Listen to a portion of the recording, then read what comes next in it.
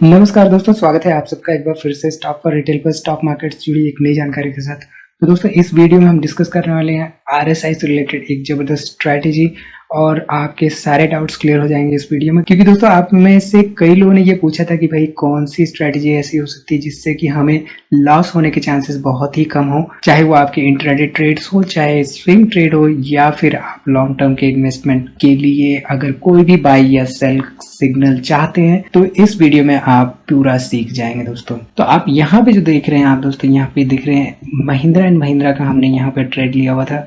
आप देखिए हमारी बाइंग प्राइस क्या थी, 278 रुपए। तो ये बाइंग प्राइस हमें कैसे मिली इसके बारे में बात करेंगे। और आज के दिन पे देखिए दोस्तों, ये 48% का हमें प्रॉफिट हो रहा है, 413 रुपए का ये स्टॉक जा चुका है। ठीक है दोस्तों, तो यहाँ पे दोस्तों सिंपल सी स्ट्रेटेजी रहती है हमारी। हम इस्तेमाल करते हैं आरएसआई, आप यहाँ पे देख सकते हैं आरएसआई, और ऑसम ऑक्सीलेटर का इस्तेमाल करते हैं। ठीक है दोस्तों, आप आरएसआई जब भी इस्तेमाल करते हैं तो आरएसआई के बारे में थोड़ी सी नॉलेज आपको होनी चाहिए कि भाई आरएसआई एक्चुअल में क्या होता है।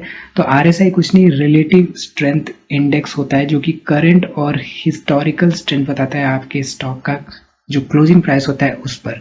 तो इसमें कोई भाई आपको पीएचडी करने की जरूरत नहीं है, आपको फॉर्मूला वगैरह सीखने की बिल्कुल जरूरत नहीं। यहाँ पे मैं आपको सिंपल टर्म्स में बता देता हूँ कि भाई आरएसआई जो होता क्या है और इसको कैसे इस्तेमाल करते हैं। तो आपके ब्रोकर अकाउंट में आप अगर इंडिकेटर सर्च करेंगे तो आप देख सकते हैं यहाँ पे आरएसआई इंडिकेटर होता है, और आरएसआई इंडिकेटर को यहाँ पे 14 डेज का सेट कर देना है, और यहाँ पे आप कलर इस्तेमाल कर सकते हैं। यहाँ पे मैं जनरली ओवरबॉट और ओवरसोल्ड जो है वो 70 और 30 का लेता हूँ, और अगर आपको लॉन्ग टर्म के लिए लेना है तो यहाँ पे 80 का सेट कर सकते हैं और ओवरसोल्ड जोन 20 का सेट कर सकते हैं। ठीक है दोस्तों, तो जब आप इसको सेट कर देते तो आप देख सकते हैं कि यहाँ पे कुछ आपको ये सिग्नल्स मिलते हैं। तो यहाँ पे देखिए दोस्तों, जब भी 70 के ऊपर जाता है, 70 के आसपास, 70 के ऊपर, तो ये जो दोस्तों होता है इसे कहते हैं ओवरबॉट जोन। तो मतलब जो शेयर है उसकी बाइंग जो है वो अपने एक लेवल से ज्यादा हो चुकी है, और उसमें एक तरह से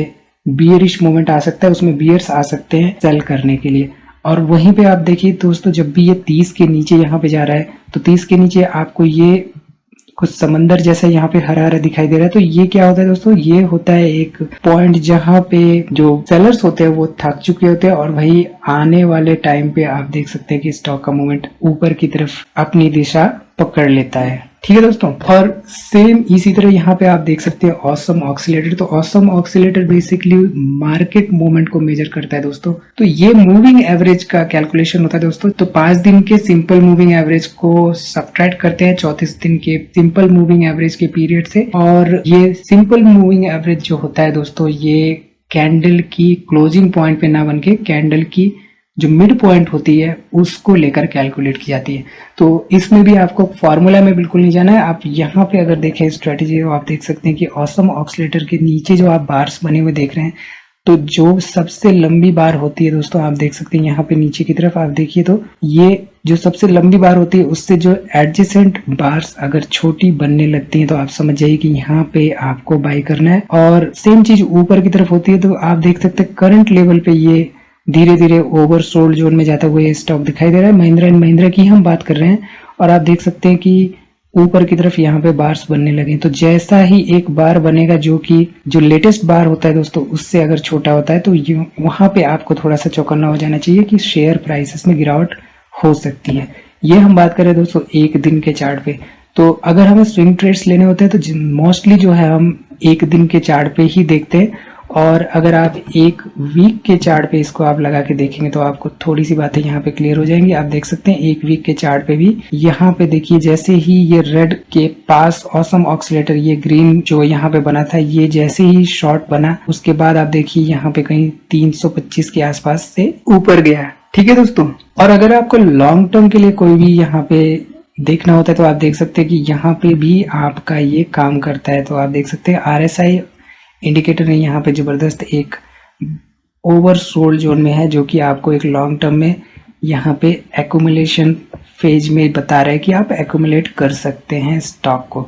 तो जैसा कि हम अपनी वीडियोस में बताते रहते हैं दोस्तों, जब भी आपको लॉन्ग टर्म के लिए कोई स्टॉक लेना होता है तो आपको कोशिश ये करनी होती है कि स्ट्रैटेजिक बाइंग प्लान के तहत आप उसको बाई करें, और एक बेस्ट प्राइस पे उसको बाय करें। ये नहीं कि दोस्तों शेयर का प्राइस ऊपर की तरफ जा रहा है, जैसे कि हमने एक दिन के चार्ट पे देखा, ये ऊपर की तरफ जाता हुआ जा रहा है, और अगर आप यहाँ पे कहीं बाइंग करते रहेंगे तो आप एक हाई वैल्यूएशन पे बाइंग करेंगे, और स्टॉक मान लीजिए आगे गिरता भी है तो आप जो है ऑलरेडी यहाँ पे पैसे अपने खर्च कर चुके होंगे, और आपके पास पैसे या तो कम होंगे या तो ख़त्म होंगे।